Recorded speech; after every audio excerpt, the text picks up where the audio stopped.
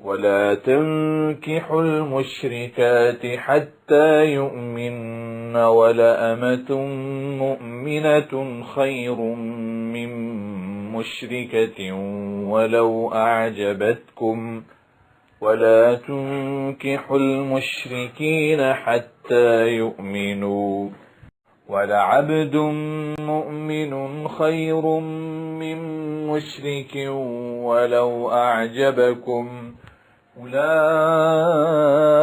يدعون إلى النار والله يدعو إلى الجنة والمغفرة بإذنه ويبين آياته للناس لعلهم يتذكرون ويسألونك عن المحيض قل هو أذى فاعتزلوا النساء في المحيض ولا تقربوهن حتى يطهرن فإذا تطهرن فأتوهن من حيث أمركم الله إن الله يحب التوابين ويحب المتطهرين نساؤكم حرث لكم فأتوا حرثكم أنى شئتم وقدموا لأنفسكم واتقوا الله واعلموا أنكم ملاقوه وبشر المؤمنين ولا تجعلوا الله عرضة لأيمانكم أن تبروا وتتقوا وتصلحوا بين الناس والله سميع عليم لا يؤاخذكم الله باللغو في أيمانكم ولكن يؤاخذكم بما كسبت قلوبكم والله غفور حليم للذين يؤلون من نسائهم تربص 4 أشهر فإن فاءوا فإن الله غفور رحيم وإن عزموا الطلاق فإن الله سميع عليم والمطلقات يتربصن بأنفسهن 3 قروء ولا يحل لهن أن يكتمن ما خلق الله في أرحامهن إن كن يؤمن بالله واليوم الآخر وبعولتهن أحق بردهن في ذلك إن أرادوا إصلاحا ولهن مثل الذي عليهن بالمعروف وللرجال عليهن درجة والله عزيز حكيم الطلاق 2 مرتان فإمساك بمعروف أو تسريح بإحسان ولا يحل لكم أن تأخذوا مما آتيتموهن شيئا إلا أن يخافا ألا يقيما حدود الله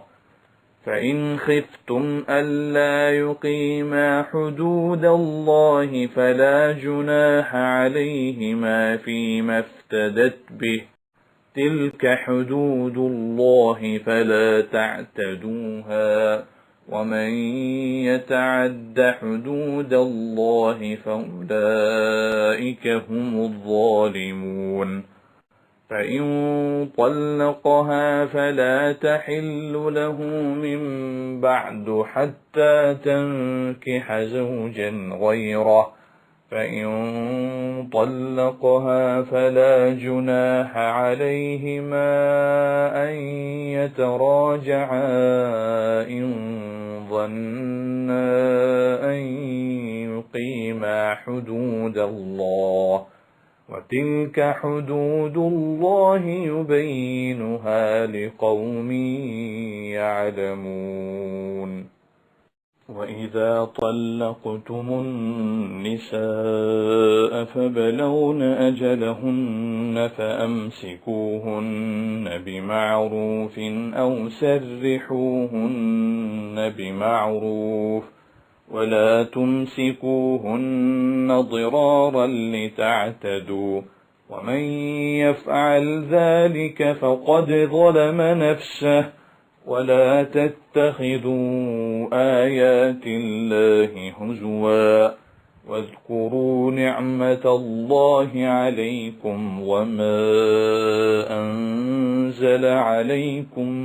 من الكتاب والحكمة يعظكم به، واتقوا الله واعلموا أن الله بكل شيء عليم. وإذا طلقتم النساء فبلغن أجلهن فلا تعضلوهن أن ينكحن أزواجهن إذا تراضوا بينهم بالمعروف، ذلك يوعظ به من كان منكم يؤمن بالله واليوم الآخر، ذلكم أزكى لكم وأطهر، والله يعلم وأنتم لا تعلمون. والوالدات يرضعن أولادهن حولين كاملين لمن أراد أن يتم الرضاعة، وعلى المولود له رزقهن وكسوتهن بالمعروف،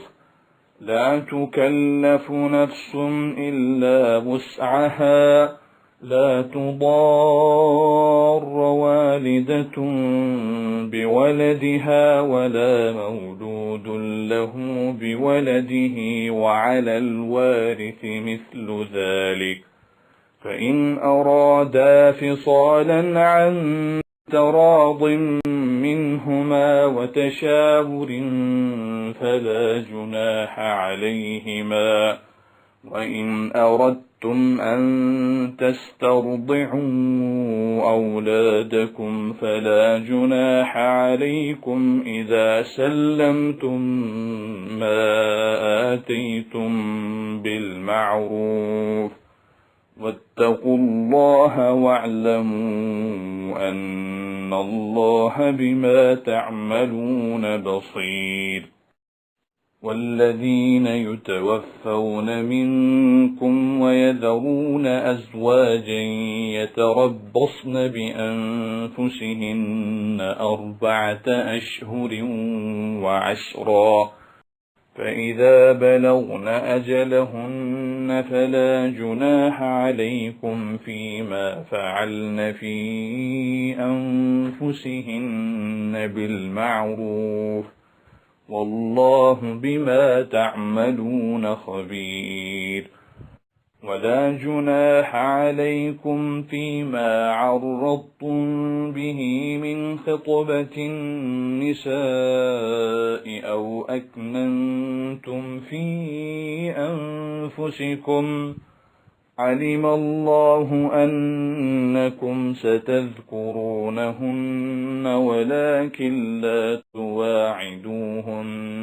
سرا إلا أن تقولوا قولا معروفا، ولا تعزموا عقدة النكاح حتى يبلغ الكتاب أجله، واعلموا أن الله يعلم ما في أنفسكم فاحذروه، واعلموا أن الله غفور حليم. لا جناح عليكم إن طلقتم النساء ما لم تمسوهن أو تفرضوا لهن فريضة، ومتعوهن على الموسع قدره وعلى المقتر قدره متاعا بالمعروف حقا على المحسنين. وإن طلقتموهن من قبل أن تمسوهن وقد فرضتم لهن فريضة فنصف ما فرضتم إلا أن يعفون أو يعفو الذي بيده عقدة النكاح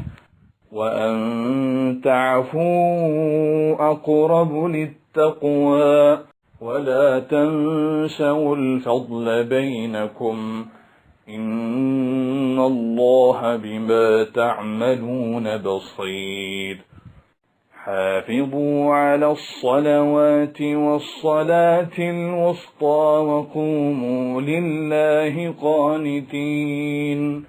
فإن خفتم فرجالا أو ركبانا فإذا أمنتم فاذكروا الله كما علمكم ما لم تكونوا تعلمون. والذين يتوفون منكم ويذرون أزواجا